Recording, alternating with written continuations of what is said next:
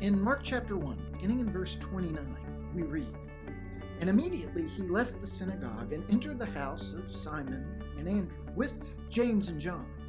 Now Simon's mother-in-law lay ill with a fever, and immediately they told him about her. And he came and took her by the hand and lifted her up, and the fever left her, and she began to serve them." To appreciate what we just read, it might help to remember some of what came in the paragraphs immediately preceding this.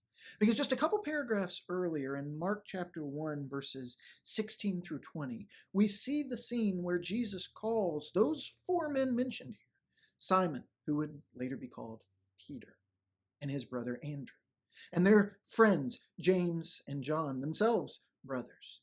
He met them on the beach where they had been fishing, and he called them to follow me, and I will make you become fishers of men. And immediately they left everything to follow Jesus.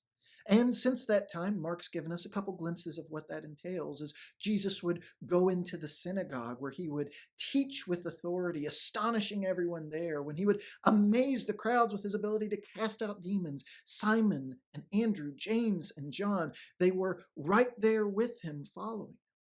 Sometimes when we read that extreme level of devotion where Jesus simply walks up to these guys in the middle of work and says, "Follow me," and they do, we might struggle with that. Like, well, but what about our responsibilities? What about our commitments to our family? We struggle with the idea that Jesus demands such a level of devotion that we put him before all else.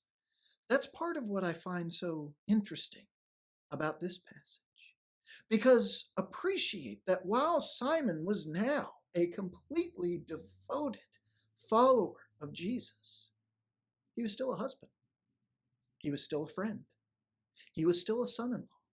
He still had a home. The difference being that as a completely devoted follower of Jesus, everything about his life, everything about his possessions, everything about his relationships was now being brought into service of Jesus. His home was used as a place for Jesus to come into. And when his mother-in-law fell ill, his devotion to Jesus did not mean that he didn't care about her, that he viewed her ailment as a distraction. No, his devotion to Jesus meant when his mother-in-law was sick and hurting, he was able to bring Jesus to her. He was able to bring into her life a tremendous source of healing and change. And when we know Jesus, when we follow Jesus, that's the opportunity for us too, to bring Jesus with us into our homes and our workplaces, into our relationships, into how we use our time and treasure and talents, to bring all of it into service to him, so that through us, the people around us, the people we care most about, might have an opportunity to feel Jesus come near, to experience his love, his help, his healing, because that is what Jesus will do. He reached out and took Simon's sick mother-in-law by the hand, and he lifted her up. That's who Jesus is. That's what he does for us.